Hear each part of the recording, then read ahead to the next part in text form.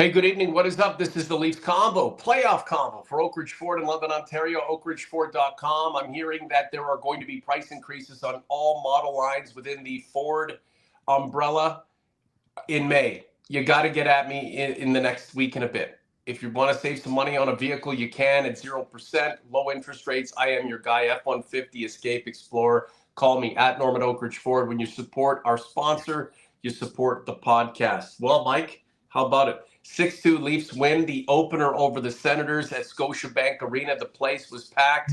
They were freaking out. And the Senators were freaking out too. Totally undisciplined in this game. 36 penalty minutes, giving the Leafs, 5-6 power plays. The Leafs converted on 3 of them in like a split second after the power plays began.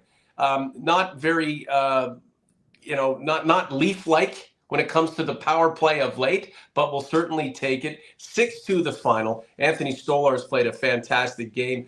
His counterpart, not so much. So the Leafs get a 1-0 series advantage going into Tuesday's game 2. Good evening, sir. Good evening, Norm. Well, I have to say, as somebody who looked at this, I picked, like I said, I picked the Senators in 7. I feel a little dumb doing that based on the way that the team played. That team played tonight, because if they play as stupid as they did in this game, it's going to be a short series. They were completely undisciplined. They were out of control. If you look at it objectively, the Leafs were outplayed in the first period, but Stolarz made a bunch of saves. That they were outshot like 15-7, I think it was. I'm not looking at the stats right now, but they were leading 2-1. They had a nice goal by Oliver Ekman-Larsson, and then the Marner breakaway. So they took advantage of their very few opportunities in the first, but Ottawa came out like a house on fire. They had a bunch of shots, they had a bunch of opportunities, but they were also completely unhinged. And it's easy for anybody in terms of an opposition or an opposition fan base to hate Ridley Gregg, but you almost have to feel sorry for him because he's so stupid.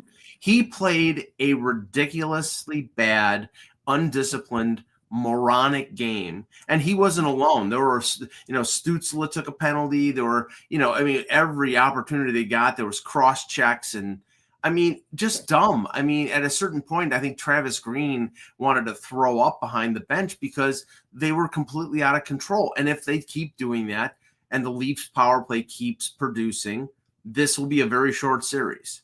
This is the Leafs Convo for Oak Ridge Ford in London, Ontario, oakridgeford.com. Like the content. Subscribe to the channel. Thanks for being here. We've gone through 45, 46 shows just to get to this point, the start of the Stanley Cup playoffs, and what a start for the Maple Leafs. Mike, Senators didn't play so well, but our Maple Leafs are off to the races. 3 for 5 on the power play. Mike scoring like in seconds into each power play. The assertiveness and the simplicity of this man advantage the Leafs took advantage of tonight. I wouldn't say foreign to what they're capable of, but of late, they had struggled. And it looked like the power play was their absolute specialty tonight. They got it done, and that was the difference in the game. Yeah, every time Ottawa did something of a positive nature, the Leafs responded fairly quickly. When Gregg scores the goal to make it 4-2, I think it was Morgan Riley on the long shot scores to make it 5-2. So they're only up 2-1 after the first period, and then they get the 2 quick goals on the power play. I give the Leafs a lot of credit in that respect. And you have to say, okay, as harsh as a critic, and I will continue to be so until I'm proven otherwise, the core showed up tonight. Right. Matthews, Marner, Tavares, Nylander, Riley with the goal, they all showed up. If they show up, this team will win. The problem is, when they don't show up, do they have enough firepower other than them to win? And that's in dispute. You got a goal like the Ekman-Larsson goal was a nice play by the Lorenz-Lawton line, but they need their big players to perform at the right time, which is right now. And if they do, then they have a really good chance of winning. The question is this a one-off or will this keep going? It's interesting. Some major players in tonight's outcome weren't part of this team 1 year ago at this time. Lawton, Lorentz, OEL, Stolars, Tanev, Carlo. Tanev, Carlo.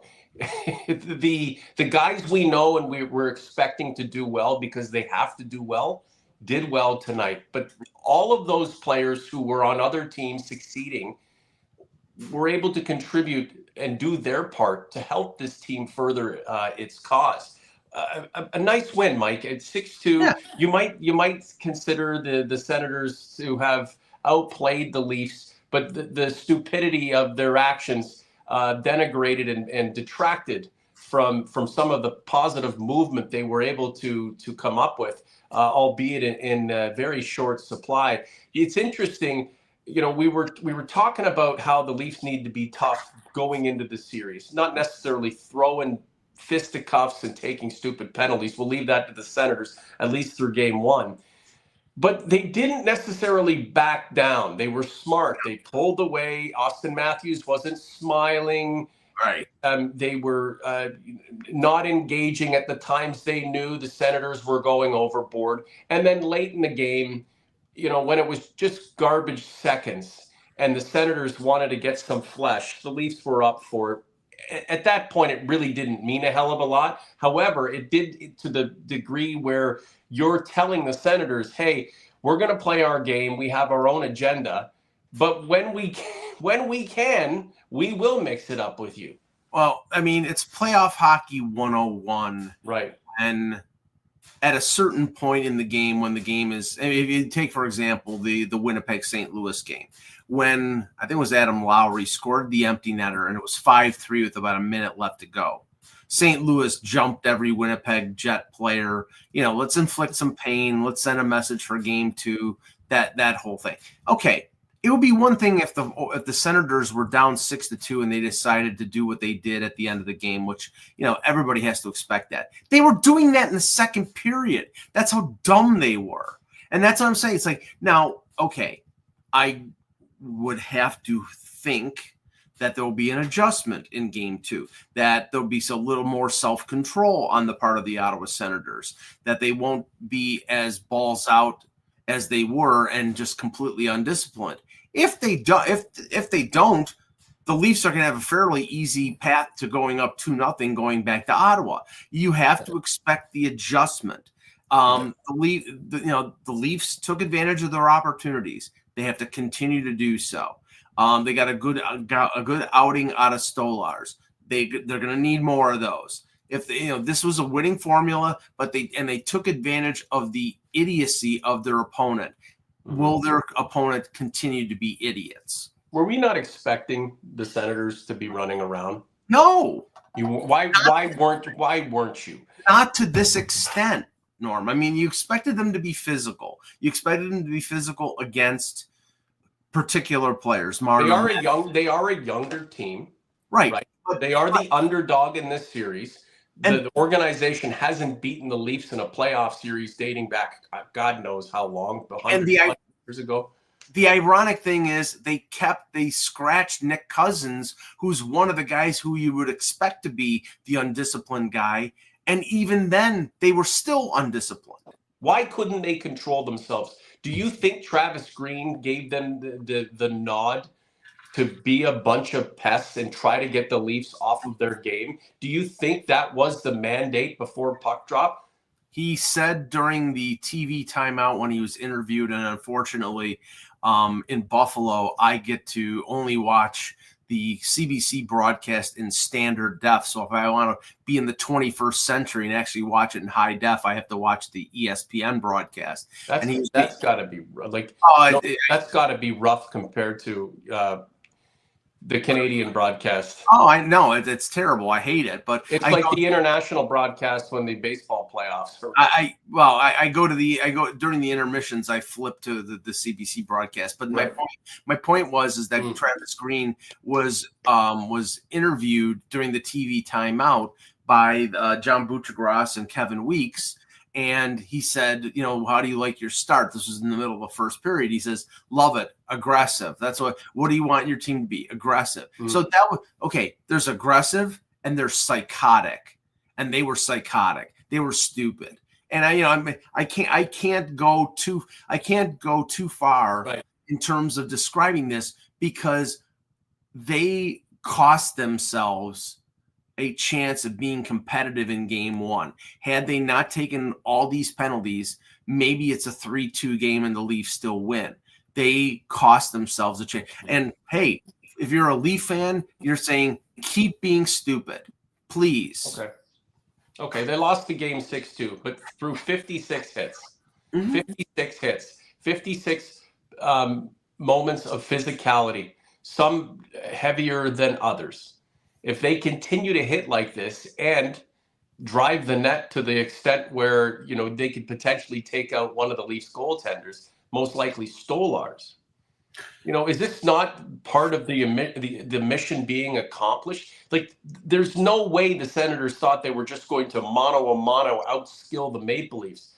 But, one shift after another, after a period, keep hacking away, keep trying to, temper the resolve, chip away at the Leafs' confidence.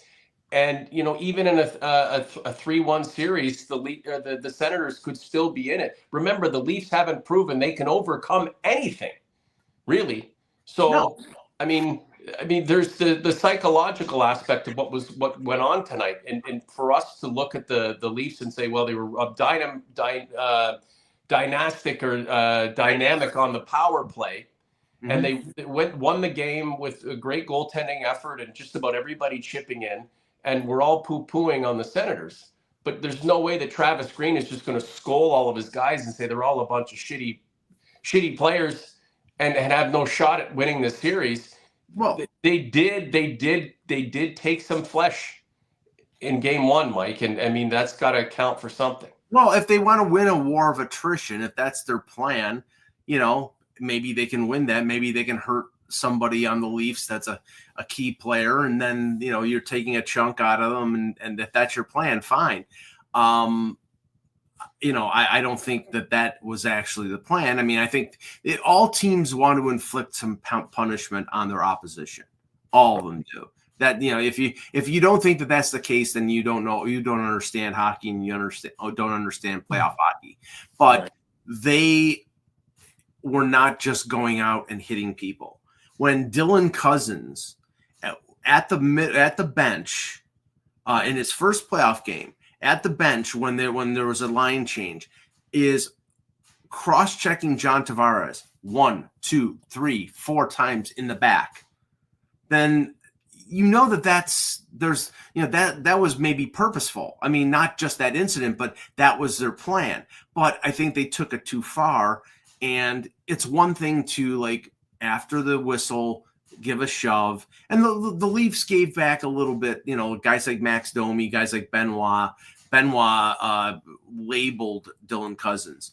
But you got to know the line, and they went over the line. And I would be shocked if Travis Green, after this game, isn't in the locker room saying to the Senators, okay, you got that out of your system. Now we can't play that way again. And Toronto is saying, okay, we got game one. Right. We've got to keep playing like we did in game one. Do you think, in a way, this kind of atmosphere is good for the Maple Leafs to keep them on their toes and to keep them at the height of their emotions, having all of that playoff experience behind them, meaning one first round defeat after another, but the games have piled up versus Ottawa, especially back in Ottawa, getting back into their systems, playing their type of game, and potentially lulling the Leafs to sleep. I know it's the playoffs, and tensions are heightened, but it's possible. We've seen teams kind of slip into a warm bath before, way too early in the process, if you know what I'm saying.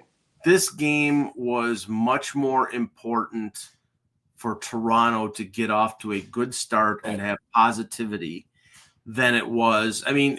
if the Senators had won this game, not taking into consideration what happened in the game, but had they gone into game one and they won this game, there would be doom and gloom in Toronto. There would be panic in the streets, hair on fire. The guy who's playing the drums and the stereo in front of the Scotiabank Arena after the game would be playing the funeral dirge. That's not happening. Now that's a good thing. They to maintain a level of positivity. Now they have to build on that. They have to maintain their home ice advantage. They have to win game two. If they do that, then they put the pressure back on Ottawa. Because remember, Ottawa is playing with house money. Right. I mean, the only people who think that Ottawa is going to win this series are the people who are convinced that Toronto is going to choke, because they haven't seen Toronto do anything but choke. Am I talking to one of those people right now? Yes, of course you are. Because I've seen them win one friggin' series in 10 years. All of the nastiness I have to deal with because I run this channel directed, one, at me for being a douchebag, but two, for you being extremely negative. It's remarkable. And I'm thinking, there are tons of other podcasts out there with dudes wearing Leaf jerseys, banging the drum. God bless them. Yeah. We're just a couple of old guys. Between us, we're over 100 years old, and we don't recall one Stanley Cup. So pardon us if we're skeptical, but man, we'd love to become believers again. And I went on a little bit of a diatribe during one of the last shows we've done about me wanting to be kind of born again as a Leaf fan. And this team is is that conduit to getting me there. And so far, so good tonight. Outside of winning a knock 'em down, drag 'em out war of attrition with a few bloodbaths mixed in, how else does Ottawa beat the Maple Leafs? Really? Unless the Leafs just beat themselves. But after tonight, there's no indication that they're prepared to do that. If they're going to go out, they're going out after the first round, somewhere in the second, maybe the third, who knows, maybe all the way in the final. Last couple of points and we'll get out. Yeah, I just like I said, I think that the plan on the part of the Senators was purposeful, but they took it too far. I think they're going to slightly augment what they did in this game. They'll pull back a little bit, but they're still going to try to maintain and be physical. I think they're going to try to be physical on the big players and wear them down. That's the whole.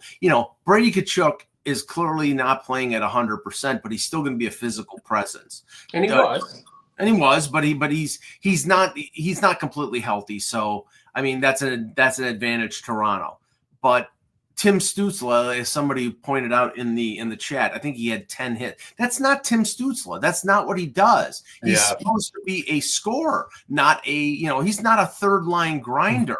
That's not what they need him to do. Now, I'm sure that Travis Green's going to say to him and say, okay, it's great that you want to be involved in the physicality of this series, but we need you to score goals. So the Leafs have to make sure that they're prepared for the adjustment that Ottawa makes in game two. If they're expecting Ottawa to be as stupid as they were in this game and take as many dumb penalties as they did, they might get caught here, because if Ottawa adjusts and they don't do that, they could win it. They could win game two. Well, the guys on the broadcast were talking about how great Ottawa looked 5-on-5, but what really is 5-on-5 in the playoffs, other than biding your time until you get an opportunity with the man advantage to put the biscuit in the basket? And this game was determined by special teams and an Ottawa goaltender who looked lackluster tonight. I mean, he was under siege from the get-go, but Ullmark is definitely going to have to be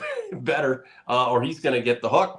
And Travis. Well, they don't have much of a plan B option if it's Anton Forsberg. I mean, then you may as well just get ready for Handshake Alley.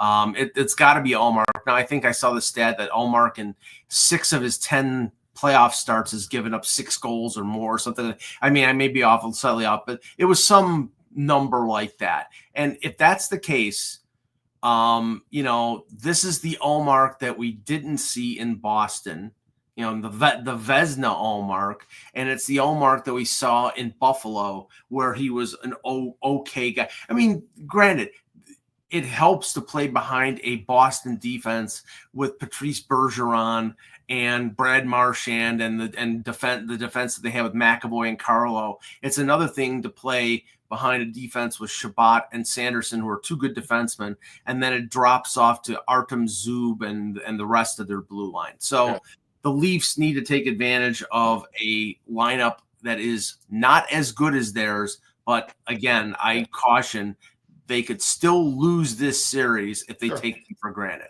Hey, it's a team game. Allmark is not playing behind the caliber of players he once did. And this Leafs team now is augmented by players of a caliber it did not have in playoff series gone by. Mitch Marner, a goal and 2 assists tonight. He has a lot to prove, just like the team. Playing for the blue and white as well as the green, Mike. Your impressions of number 16 on this first night of the playoff? Well, when he scored the goal, I said, gee, who's this guy wearing number 16? Again, that was it was a breakaway, a nice feed from Matty, but that was a disgusting goal. I mean, it was a fantastic roof shot. It was beautiful. But what I'm saying is over the last few years, we have there's always a but with you. Yes, because we haven't seen that. They could have won the series against the Bruins last year had he shown up. Right. Okay, this is one game, and he showed up. Great. Keep showing up. You're not going to have this kind of game every game, but you need him to contribute. He's a 100-point scorer. You need him to lead your team in scoring. You need Matthews, Marner, Tavares, Nylander, Nyes, all those guys to score. If you do that, you have a chance. If they don't do that, then you don't. OG's converts, like the content, subscribe to the channel, follow what we do in community. I'll probably put a poll up there. Watch for our YouTube shorts. Follow us on TikTok. It means a lot. Mike, last thing for you, and I don't want to get ahead of myself. How far do the Leafs have to get in any playoff run that's happening over the next month, 2 months, for you to expel all of the nightmares that you've gone through with this team, playoff in and playoff out? And I'm talking about the core 4 era. Conference final. Okay. Eastern Conference. Step 1 was winning the division. Step 2 was playing the weakest opponent that they possibly could. Doesn't mean that they're going to beat Ottawa, but they're the weakest of the 3 potential opponents. Now they need Florida and Tampa to beat the crap out of each other, which they're going to do. That's going to be a long and physical series. The Leafs need to beat Ottawa and then face one of those 2 teams. And I think probably it's going to be Tampa, but Florida is fully capable of beating Tampa Bay and then get to the conference final. And then, then you're playing with house money because I don't think anybody expected them to get to the conference final. If they end up playing Carolina or Washington, they could very easily win that series. Do I think they're going to? Mm-hmm. Show me. Show Mike Augello, guys. Show me. Get your next car at Oak Ridge Ford. Price increases are coming within the next 10 days. That means the start of May. Low interest rates, and you can skirt the price hikes with me at Norman Oak Ridge Ford.